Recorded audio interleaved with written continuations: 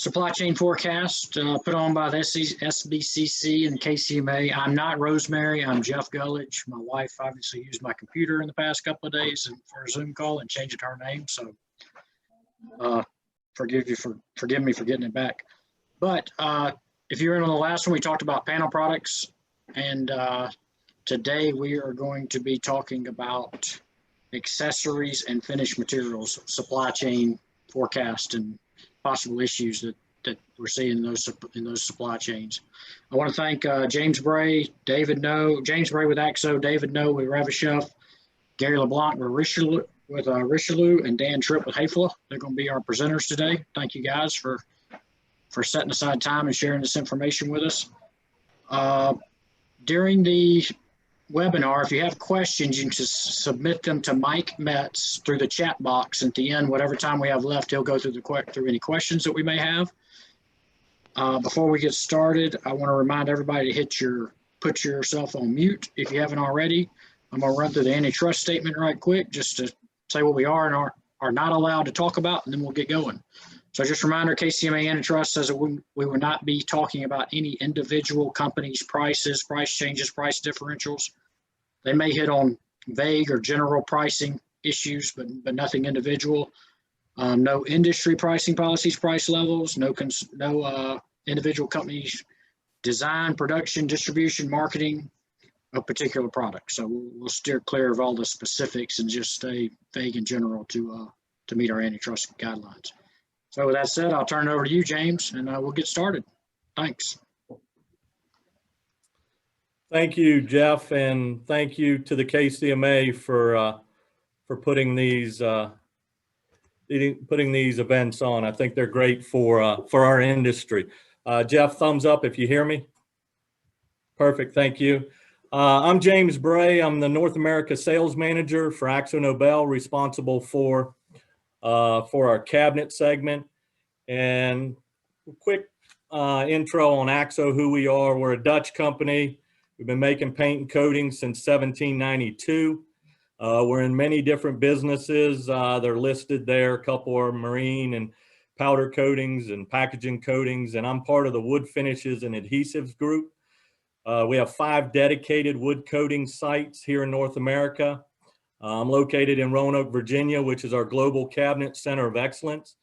We got a site in High Point, North Carolina, 1 in Salem, Oregon, and 2 in Canada. So I want to jump right into the coatings industry background. I am going to get into the weeds a little bit. I don't like this first slide at all. It's a difficult slide, but there's 2 key takeaways in this. At the top of the slide is all the things that us consumers want and manufacturers make. Cell phones, computers, sporting goods, plastics, furniture, coatings, adhesives, all the things that we want. And at the bottom of it is it all starts with either crude oil or natural gas and goes through either a refining process or natural gas through a couple different processes there. But when you look at this industry and the refinery, really the capacity, if you look at 2016 through 2019, and I could go back 30 years, the trend is actually the same. Got a slight dip, and then it builds, the rates build as it goes into the peak summer months, the driving season, where they're producing more gas and the additives it needs as really the demand of manufacturing picks up. And then it goes through a fall dip, and that dip usually depends on hurricane season. So you can see in 2020, last year, we started on the same trend there, and then COVID hit. And you can see a couple weeks there where it was below 70% operating rate there. And as all of us went through, the demand started picking up, not only in our industry, in every industry. And it was making a nice recovery there. And then the fall, Chemical Alley down there in Texas didn't get hit by 1 hurricane, they got hit by 2, Laura and Delta. And you can see now we had several more weeks that were below 75% capacity, their operating rate. But then it started making a recovery there. And then February hits. And here's the perfect storm. It's the first time in Texas history that they went under a winter storm warning. And obviously everybody knows what happens there with the power losses, but Chemical Alley shut down. And all the refineries lost power. Some of them did turn the power off and shut down before. Others weren't fortunate. When this happens, there's miles and miles of pipes and reactors that were damaged. Pipes bursting, leaking. Some of the pictures are unbelievable, 3-4 foot icicles hanging off of these pipes. And unfortunately, 4 million pounds of pollutants were released during this. So we all know what's going to come back. There'll be some environmental pressures on the refineries to make sure this never happens again. But the issue here is this is not as simple as just go hit a switch and turn them back on. We're talking about high pressure, high temperature, miles of piping in this that all has to be back up, inspected, because the last thing, of course, many people have seen it in the news over the years, is when a refinery goes, it's not a pretty picture when one catches on fire or blows up. So this is a long delay. Matter of fact, there's many of these sites right now that today are still not up and running. So what did this do to the rates? So first 6 weeks, it was back on its upward trend to try to recover, and then the winter storm hits, and that took it down to 56%, the lowest in history. Matter of fact, the lowest before that in the last 30 years was 74%, and that was in 2008 when Hurricane Ike hit. And all of us lived 2008 in our industry, and we know there was no demand in 2008. We were in the recession. So that really didn't impact us like this is, because the demand is strong, and all of a sudden we just hit the lowest point ever. So you can see by the graph there that one time in the last 30 years we've been below 75, and you can see how many weeks we've been in the last 10 months at this, at a time when demand is really peaking. So I'm back to this slide here because now we're going from the crude oil and the natural gas, and we go to the 4 main feedstocks that really supply the petrochemical industry. And they're ethylene, propylene, butadiene, and benzene. And these 4 feedstocks turn into products that are used in 95% of all manufacturers' goods. So the issue here is Chemical Alley shuts down. The majority, 98+% of these factories producing this, lights out of production. So this has happened at a time when the inventories were already being used up because of how they were already not producing what they needed to for the demand, and how the demand was so strong second half of the year and building into this year. So the issue in our industry is that we need these products and the byproducts of these to make coatings, but it's not just us. These folks have to build these inventories back up, start supplying people like us, but then there's our vendors, such as those that, I mean, a lot of this is solvents, but then we got to have resins for our products. We got to have additives for our products, and they are way down the list. So these folks are trying to get back up to capacity and fill our needs, but that's not our pressing issue right now. It's we're doing everything we can to handle our needs, but we can have all the solvents we want, but if we don't have the resins and the additives, then we don't have the products to supply to this industry. Here's a list, 55 plant sites that shut down, force majeure declared. Majority of these force majeures are still intact today. You can just look at this list here and you just see those names, ethylene, propylene, butadiene, styrene. Again, these are the feedstocks. And so this is not an issue that is just impacting the coatings industry, which impacts the cabinet industry. This is an issue that impacts everything from manufacturers' goods, as those are the key things that go in 95% of manufacturing. So we've got a supply chain that's in turmoil, and then we've got a booming demand. Where Bloomberg said we got 1.7 trillion in savings since the pandemic began. Got another additional stimulus money going out that's going to increase that number. And Wells Fargo just announced that a result of this savings, that consumer spending in the next 2 quarters is going to be the strongest in the last 70 years. This is simple supply demand 101. This isn't going to work. The demand's there, but the supply is not there for this demand. So it's a big issue. We also got logistics issues. It was talked quite a bit on the last webinar there. So we've got issues on the land with trucks, and we've got ocean freight issues. The bottom line here is there's not enough of them. They're not in the right place at the right time, and there's no easy fix. This isn't something that's going to be fixed in the next months ahead. This is going to be fixed in the next years ahead. So what does this mean for our current coatings status? So breaking it down a little more, when you get into pigments, colors, and additives, on the pigment side, TiO2, a very tight market, but really no issues. A lot of the issues there are due to transportation issues there. Pigments, same thing with the domestic supplies. No issues there, but some of the imported ones are stuck on ships or in containers, or if they make it to the port, good luck getting a truck to get them where we need. But in general, no issues there. When we get to colorants, I'm gonna repeat this several times.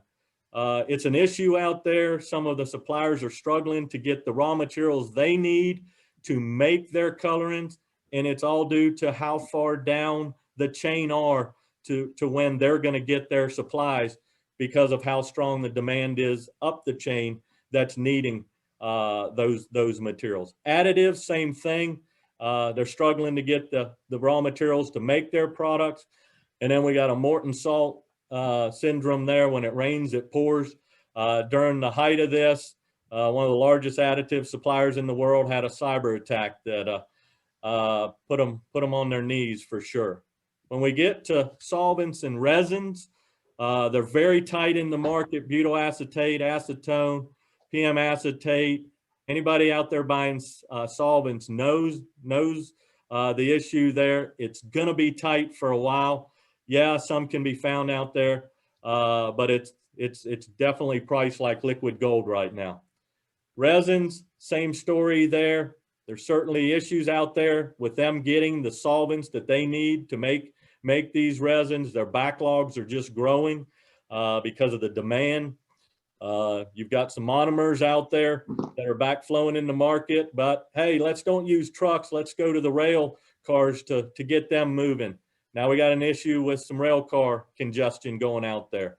And then unfortunately, a sad part here with another Morton salt syndrome here is there was a specialty resin manufacturer last Thursday had an explosion in a fire in Ohio.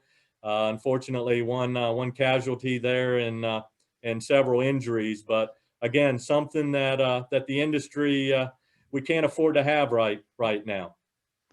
So what's next?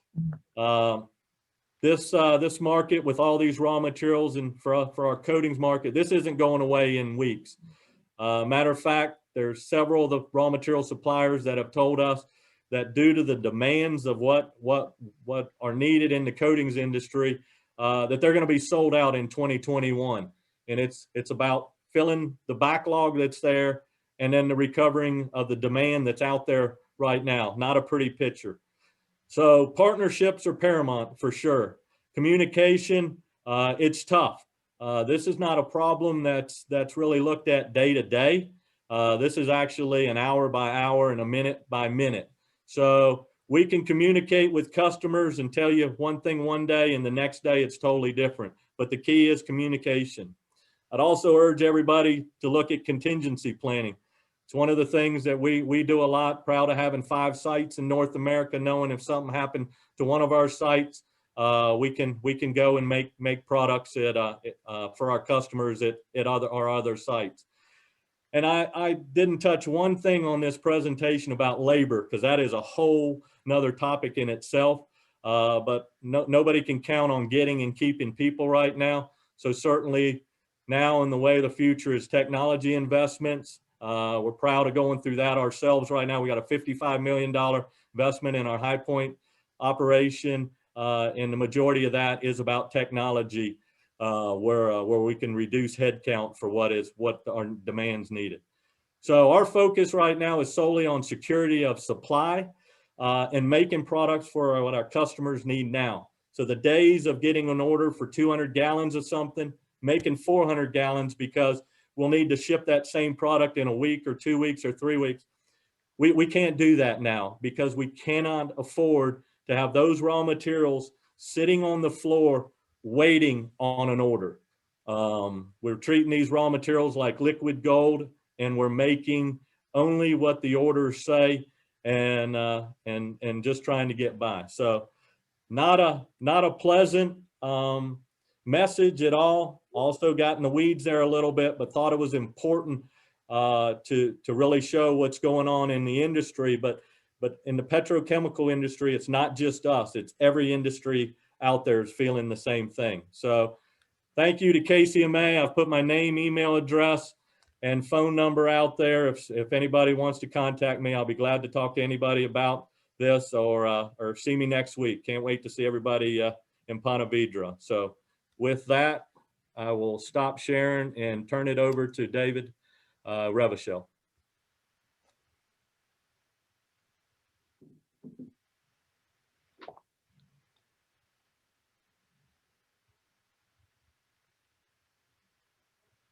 Okay, thank you, James. Excellent presentation, lots of great information there.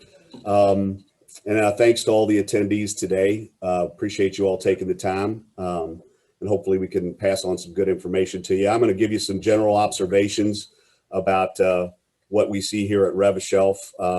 We're out of Louisville, Kentucky, and we're a division of Jones Plastics and Engineering.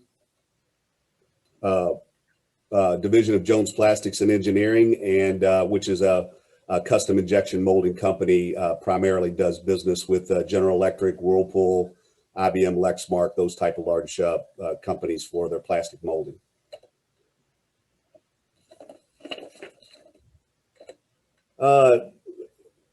Just to get started, just raw material availability. That's one of the basics of the problems that we have as far as being able to provide on-time deliveries right now, and about our back order situation, like many companies right now are in the same situation, are way behind because of these a lot of the headwinds that we've got coming at us that James has explained, and that we all individually are running into. One of the things I wanted to pass along is that we're seeing it. It's not just our imported material.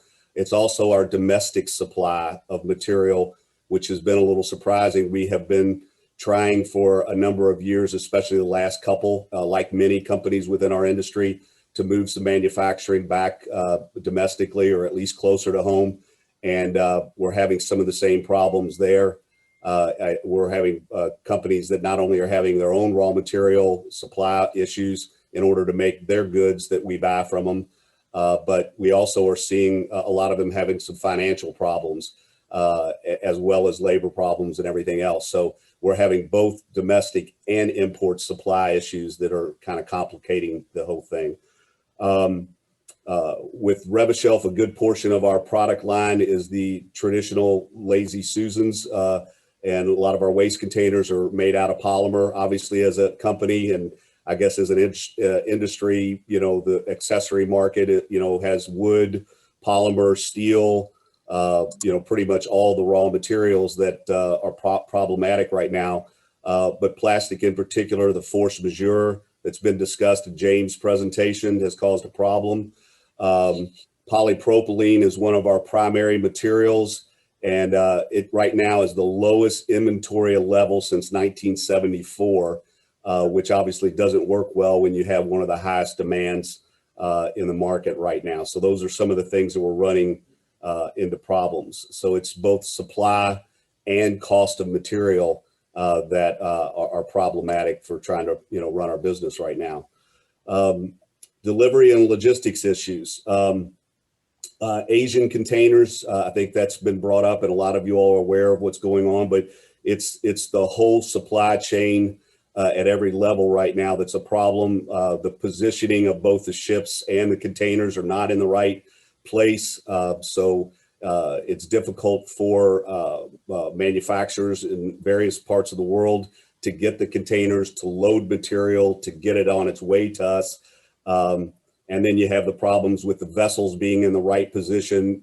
And because of the supply or the demand right now, just having space on the vessels is very, very difficult.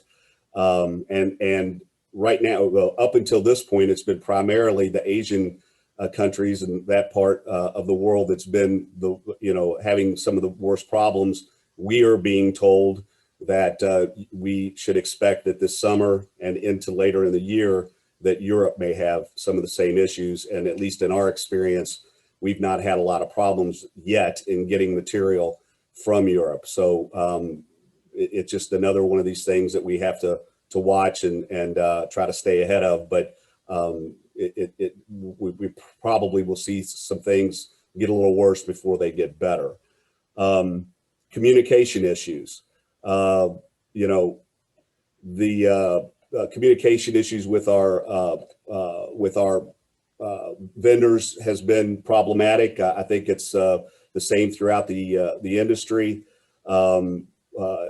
We can't travel, so we, from a quality standpoint, we can't visit factories like we normally would. So that these problems are starting to leak into just about every aspect of our business, and it just makes it that much more difficult. There's a dramatic increase in costs, as James pointed out, and concentrated a lot on how the polymers market, really affects everything. But as I said, dealing in a company that deals with wood and wire and steel, as well as plastics, we're seeing increase across the board. I got an increase today. I won't mention the product line or the company, obviously, but it was a 20% increase on a raw material that we use throughout our product line. And it was, I think a 2-week notice on a 20% increase. These sort of things, unfortunately, are happening daily. And I would suspect that a lot of you all in your businesses are seeing some of the same things happen.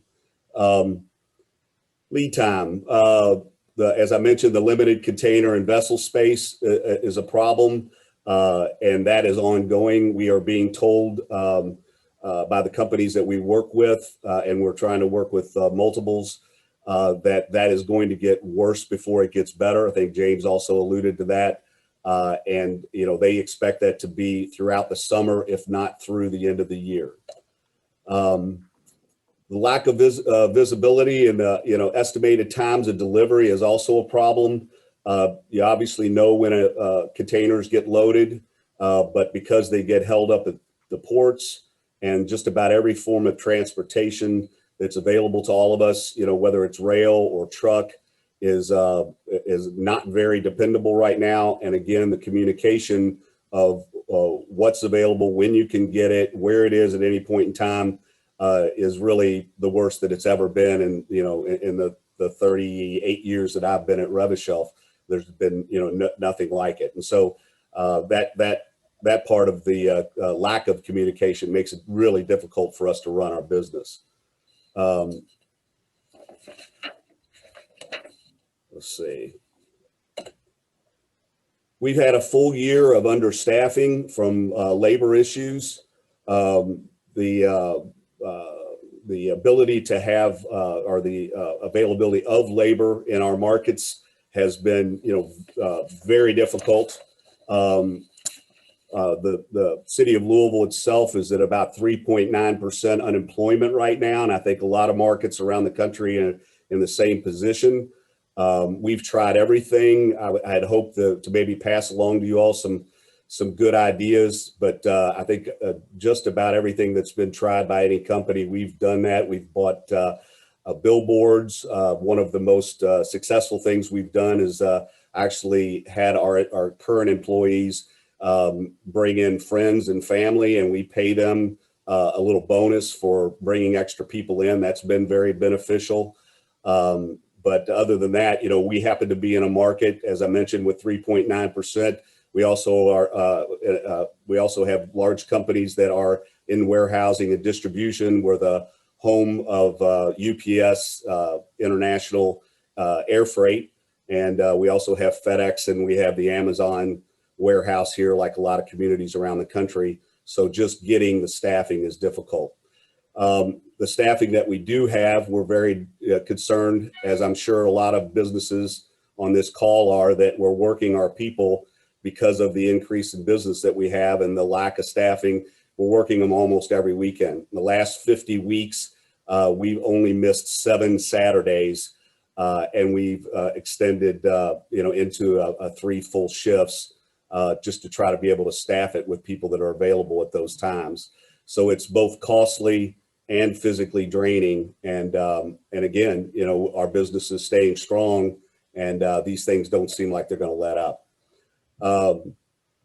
The turnover at the plant and assembly level has been most difficult, as I alluded to earlier. You know, we're very heavy, at least in this market, with warehousing and assembly jobs, and then we're trying to run a business that is up right around 20% in the last year. That's what Rev-A-Shelf is right now, and we're only being able to staff ourselves at about 60% efficiency. So we don't have enough people. We're working our people really hard, and I think this is something that you probably are experiencing yourselves. The current and future kind of outlook. Unfortunately, the end's not really in sight. I think James mentioned that.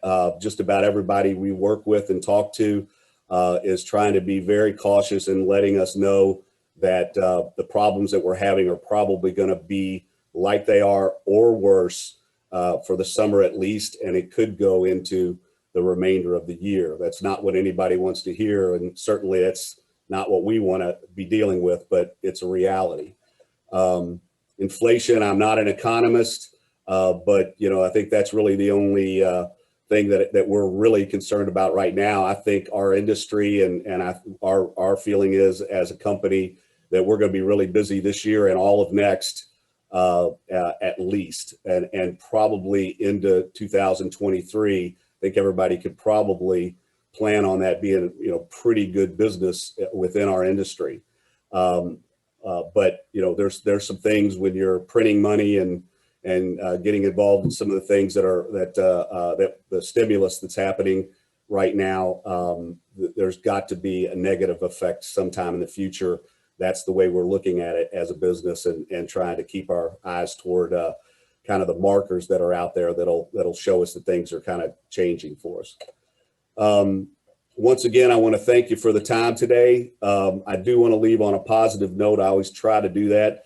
I think we have an extremely strong industry. You know, just about all markets right now seem to be up, but I think the kitchen and bath industry and the consumer interest in accessories and the business that we're in, and some of you know, my cohorts here on the call today, there's a lot of demand for it, a lot of interest in it, whether it's with a full kitchen or being sold separately to a consumer that's installing it themselves. So the industry, I think, is strong for all of us in the near future, and you know, just a really strong consumer interest that is, I think, helping us all throughout the kitchen and bath industry.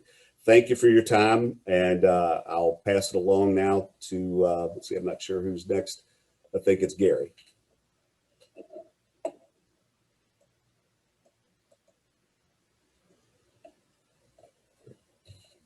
Thank you.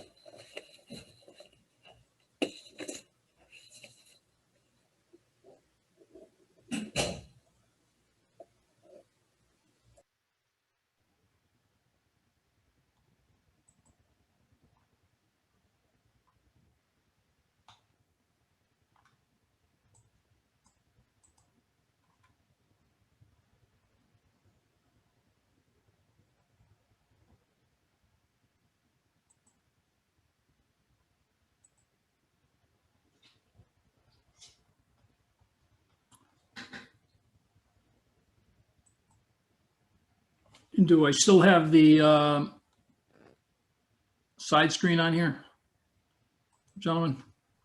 Yeah, but it's okay. It's fine. Okay. Well,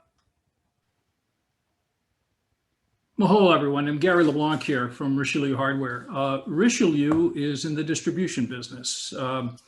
We are over $1 billion in sales. We are a publicly traded company based on the Toronto Stock Exchange with over 80 distribution centers scattered throughout the United States and Canada. And we provide over 130,000 products to cabinet manufacturers, furniture makers, and architectural woodworking companies. If there was ever an understatement, it would be from Alan Murphy, the founder of Sea Intelligence, commenting on the ever-given ship situation that clogged the Suez Canal. This could make a really bad crisis even worse, and it certainly didn't help in this situation. But the world we live in today was shaped by two significant events and people. One was Malcolm McLean. He's the owner of McLean Trucking. In 1957, Malcolm McLean revolutionized the international transportation, building the first intermodal standardized shipping container. And then he had to get a way to get them on and off the boat. So he built his first container offloading port in Newark and Port Elizabeth, New Jersey. So no longer would longshoremen be able to put their fingers in a container, and forever stopped the Brooklyn boys from wearing yellow sweaters around the streets of Brooklyn. The second was Deng Xiaoping, the premier of China. In 1978, he liberalized China, moving from a state-planned economy to a market-based economy. In 2001, China joined the World Trade Organization, making a full partner in global trade. And what started as a trickle became a tsunami, and global trade flourished. In the decades that followed, management experts and consulting firms have been championing just-in-time manufacturing to limit costs and boost profits. Rather than waste money on stockpiling goods in warehouses, companies can depend on the magic of the internet and global shipping industry to summons what they need when they need it. But like everything in life, overdoing a good thing has its risks. And while we rely on just-in-time manufacturing, it came to a screeching halt when a well-engineered machine lost the wheel, and we have lost the wheel. Most industries are impacted today, from automobile to healthcare to furniture and thousands of others. We're all suffering the same thing. The supply chain for American-produced kitchens truly does circle the globe. So how did we get here? Well, the COVID-19 pandemic certainly impacted global production in 2020. There was just less people building the goods. And while that was happening, the demand for goods changed as buying habits changed. Families hunkered down, schools and offices closed, people work from home. The home interiors no longer served their needs. More workspace was needed.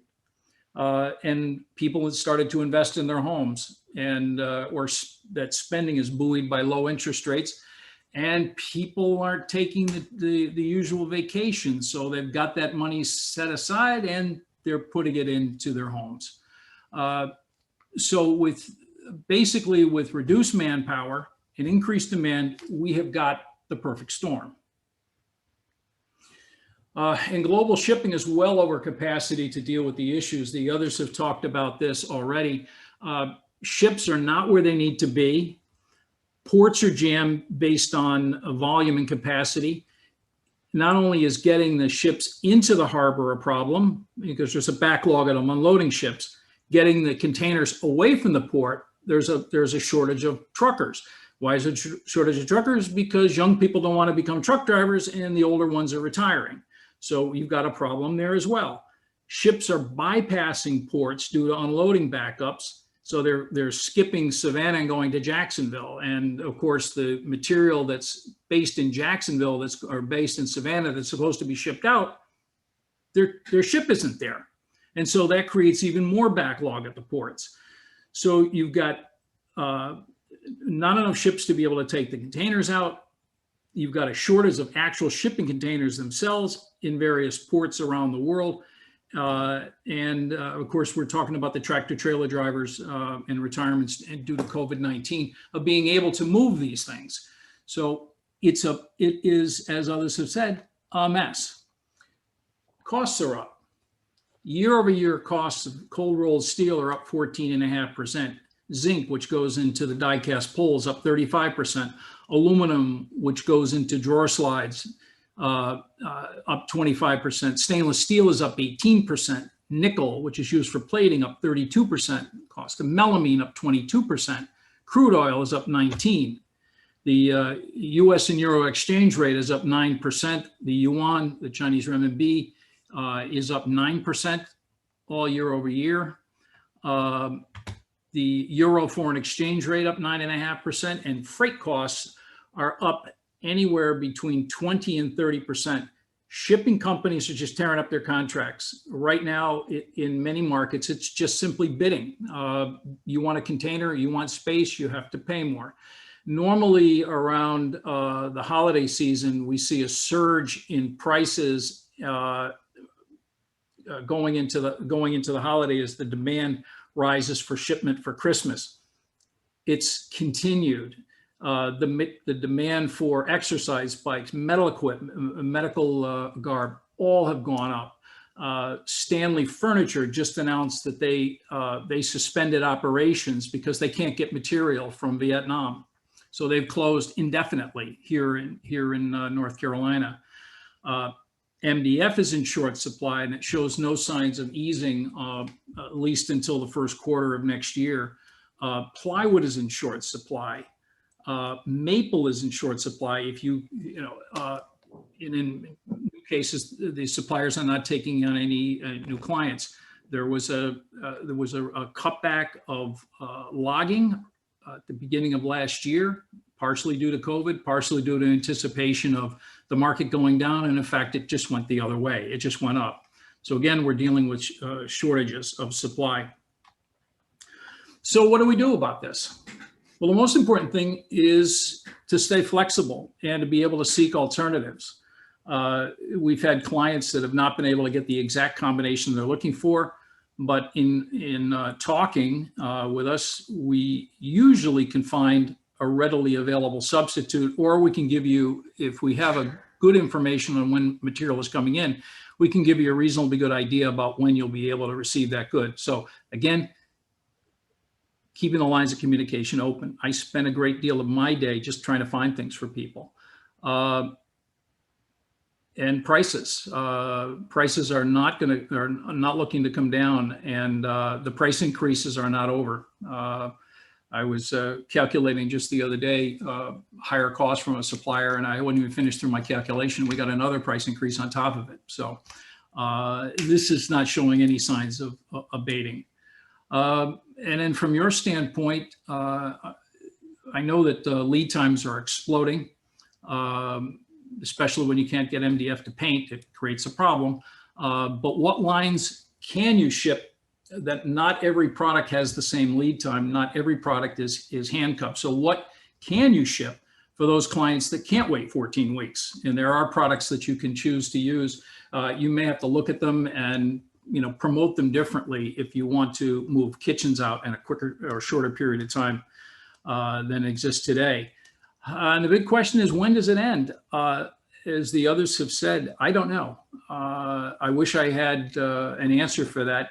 I think things will improve slowly, but I certainly don't see it in the short run. And that is my slideshow.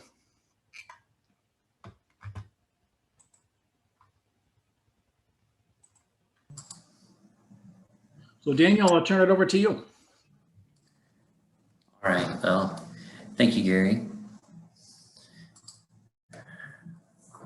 And hopefully you'll be seeing my screen soon. So hello everybody, I am Daniel Tripp with Häfele America. And Häfele, if you don't know, we are a global manufacturer and distributor of hardware and lighting technology. We're based out of Germany. We operate in a little over 40 countries and have 6 plants in Germany, and then distribution and light manufacturing here in the US.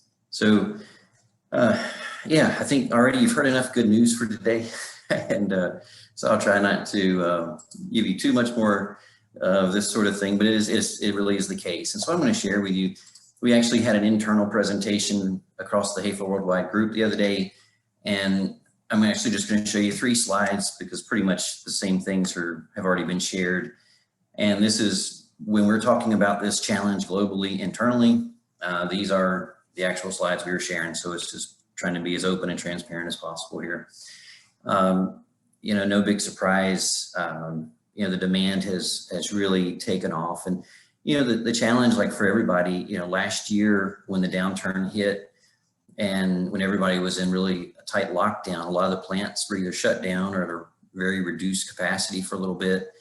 And then they came back online as they could. And of course, the demand came at, you know, just a furious pace. And, you know, trying to produce, you know, 12 months of production in 8 months of time, it just doesn't work so well. So we are, I can say, in a situation where with many suppliers and factories, we're basically on an allocation type basis, you know, even internally from our own plants to the Häfele subsidiaries, you know, we're on an allocation. So what that means is if you were buying a product last year, you've got a pretty good shot at getting it this year. You know, if you weren't buying it last year, it makes it a little bit more challenging. And so it's just a situation that, you know, nobody likes to deal with, but it's just reality of trying to work through it and offer some amount of stability to the supply chain. As far as lead times, for sure, yeah, lead times have gotten, I would say in some cases, much as double what they used to be. So suppliers that were religiously supplying in 4 to 6 weeks are now maybe 12 to 16 weeks. And that's, you know, even in Europe. In Asia, some things, I think probably the worst thing I've seen right now, probably due to steel, is our screw plants. And yeah, I would say anything at 9 to 12 months, even just on some things. So it's just some really extreme situations out there. You figure anything or any plant that offers some amount of supply to Lowe's or Home Depot, the machines are running wide open. So yeah, more and more supply. And then, you know, one question now is, you know, from the distribution side of our hat is, you know, you're ordering, trying to get ahead, maybe, you know, thinking, okay, we're rounding a corner, maybe it's going to get a little bit better. And then you wonder, okay, when or if does this begin to cool off, and do you end up with, you know, an extra warehouse or two full of inventory if it were to turn down? So that's also something, you know, just trying to understand and watch out for. This was already mentioned as far as prices. Yeah, for sure, costs are challenged. Raw materials, yeah, whether it's, you know, for us, we do a lot in steel, zinc, plastic, and for sure it's, yeah, there's challenges there, and it's already been mentioned, so I won't take your time for that today. The last thing, as far as, you know, the challenge, as has already been mentioned again, is just the availability of the raw materials. You know, like all of, you know, others have mentioned, you know, we're trying to get, whether it's plastic or whatever, and you get price changes, and then the price is different for this order and no guarantee for the next. And that's if you can even get it, or you pay a premium just to get the raw material you need to make production. Or now the semiconductor shortage, you know, as far as on the, for us on the lighting production side of things, it creates some challenges. And, you know, on the European side, they're facing this Suez Canal thing a bit more than for us. There's, I guess, a real issue now of 40-foot containers to go back from Europe to China, which is creating some, you know, some interesting times for them. So in general, I think James said it in his presentation, you know, more than ever a time for communication. You know, we have that responsibility to you, our customers, and also as much as you can communicate and partner together with whoever your suppliers of choice are. You know, I can promise you, I know we're all, you know, our heart is to keep you all supplied and running and make sure that, you know, every usable product is on a customer's floor and not stockpiled somewhere. And for sure that can be a challenge. So I think that's probably good enough from my side, considering everything that's been covered. So I'll go ahead and pass it back over now to Mike. So thank you, you know, for the opportunity to be here. And if there's for sure any questions, I'll be happy to answer them.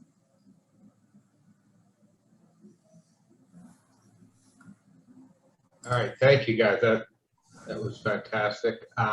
We do have one question. If anyone else has questions, please put them in the chat. But this is kind of open up for everyone, all the panelists, I mean. The question is, what metrics / publications can we monitor to anticipate future supply chain disruptions? Or are there any macroeconomic indicators that should be watched?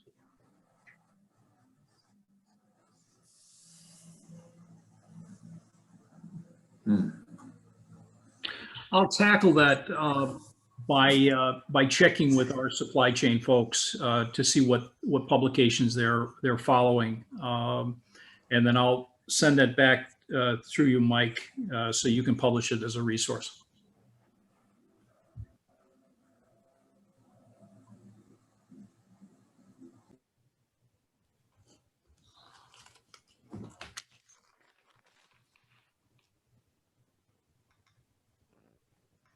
Yeah, or maybe we can, if we can get a little more details in that question, you know, exactly, maybe get a little deeper in that. So Mike, maybe you can respond to whoever asked. Oh, or Angela, you can unmute yourself if you want to ask a more specific question. Okay, yes. Hi, this is Angela from Crystal Cabinets. Can you hear me? Yes, Yes. Angela. Okay, obviously we've had a group of us here at Crystal heavily understanding and planning for our supply chain risks. And one thing we would like to do moving forward is to see if we can't play a more proactive role in understanding what may be coming at us so that we can, as I can't remember which one of you said it, I'm sorry, but in getting involved in contingency planning. We didn't start planning for contingencies until we were already experiencing the shortages. So I just wondered if any of you had any advice for your customers or how we can monitor that better. Well, certainly from contingency planning, I mentioned it. It's something that we do within our whole company, every one of our businesses. But as far as what you can monitor out there, looking at tracking some things, to say it's difficult today, I don't even think I could say that. I think it's impossible today, as what we're dealing with right now is not day to day. It's almost hour by hour. Something we think we're good on, you know, right now, we could get a phone call in 2 hours and get a totally different answer there. So I think, I think from a contingency planning standpoint, I mean, I'll see you next week, Angela. I'd be glad to talk to you some of the things that we've done with our company, and it's throughout our whole company, just not only our site, and what we can do if something happens at one of our sites. We actually experienced it in Roanoke many years ago when the Ratio came through. We lost power and we had to have our High Point operation make paint for a week. Our cabinet customers didn't feel any of that. But it's not just that, it's the things that you need to do from the vendor side as well. It's happening right now with what I mentioned with the plant that had an explosion last Thursday.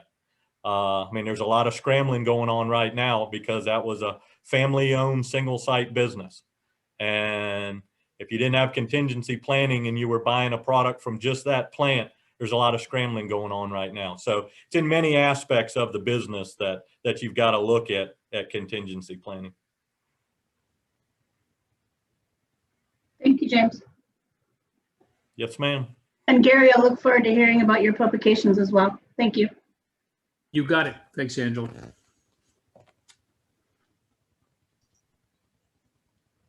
I'm not seeing any other questions in the chat. Last call for anyone that may have a question.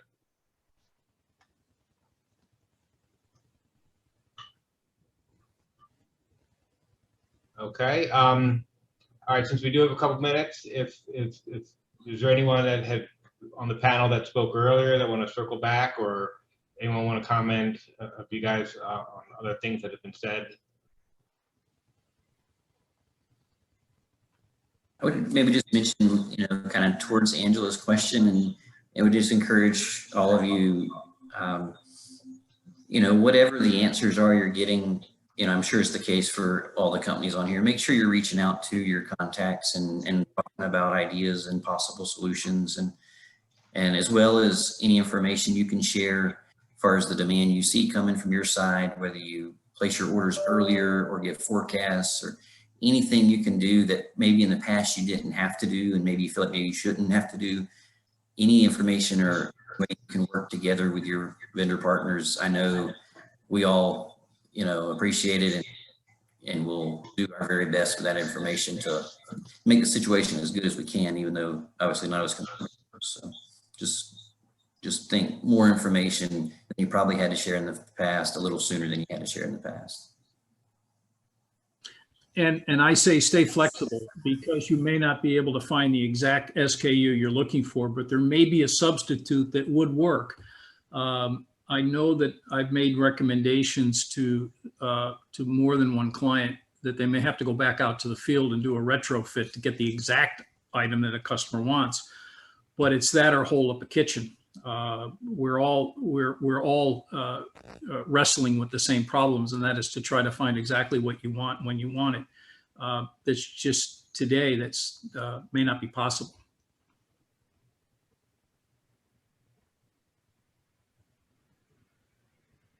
James, this is Mike. I think it was your slide, just a curiosity question, talking about how the refineries in Texas, are not designed to withstand certain cold temperatures.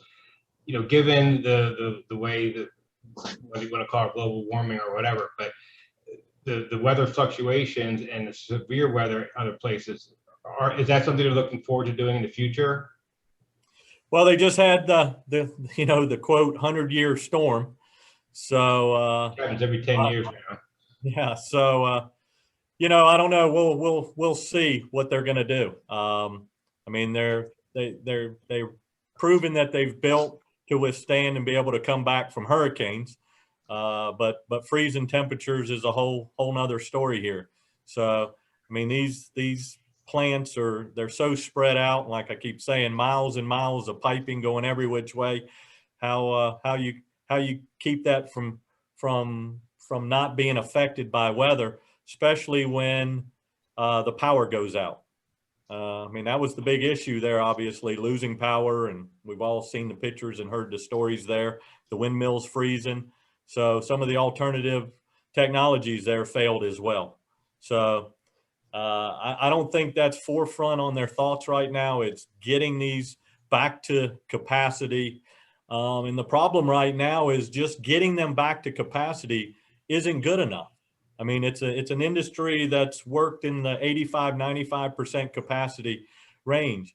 And our demand right now that's needed in all manufacturing is the greatest that it's been in a number of years.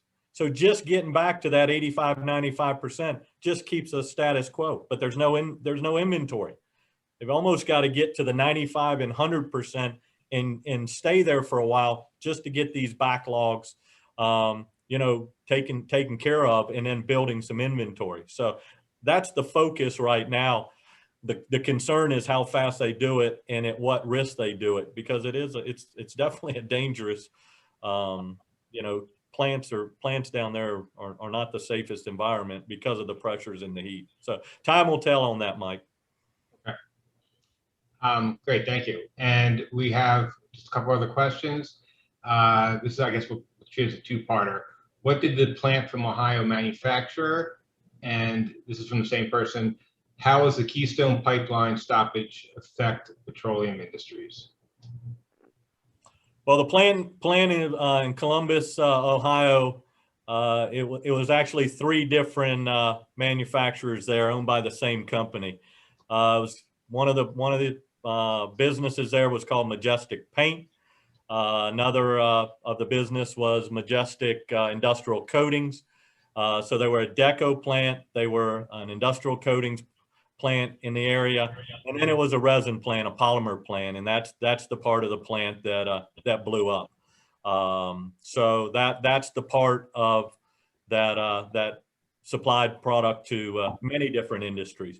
I mean, they made their own resins for their own businesses, but then they also sold to third party out there.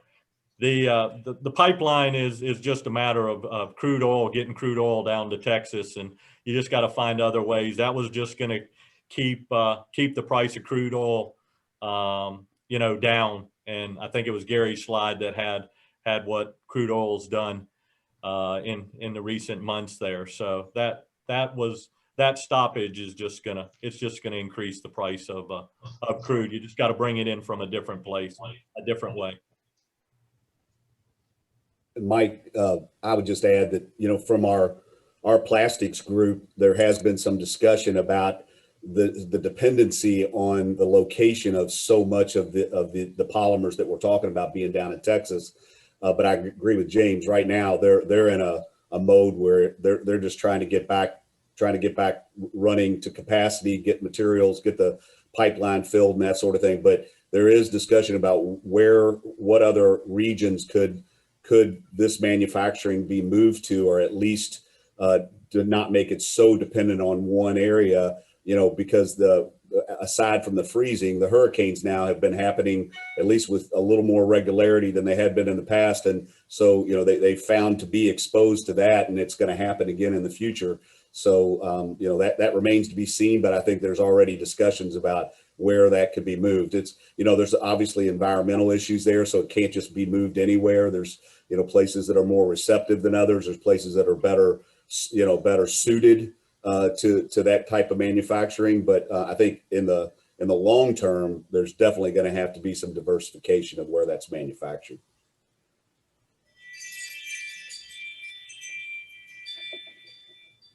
All right, I guess we're out of time chime. Jeff, you want to take us out?